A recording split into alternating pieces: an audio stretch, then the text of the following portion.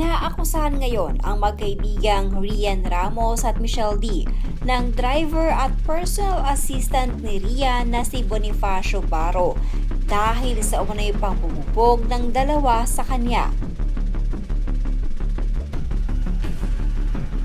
Dumulog si Baro sa National Bureau of Investigation o NBI upang ireklamo ang magkaibigan ng illegal detention na naganap umano sa kondo kung saan nakatira ang aktres at beauty queen.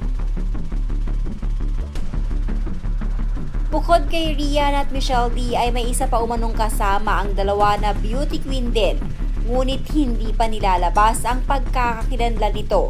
Base naman sa mga naglalabasang balita, di umano'y si Samantha Pandillo ang isa pang beauty queen na kasabwat umano ni Rian at Michelle. Paglalahat ni Baro, binuhusan ng alkohol ang katawan, pinaghubad at kung ano pa umano ang ginawa sa kanya.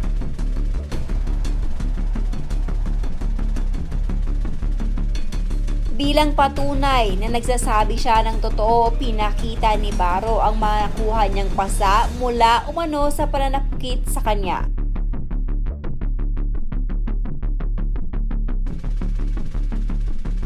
Tatlong araw daw hindi siya pinalabas sa kondo ni Rian kaya naisipan nitong tumakas mula sa 39th floor kung saan siya di umano'y kinulong, ngunit nakita daw siya ng OIC at mga bodyguard na naging dahilan umano ng pagkakadali nito sa Makati Police at dito ay sinampahan siya ng kasong qualified theft ni Michelle na binasura naman ng Makati Prosecutor's Office.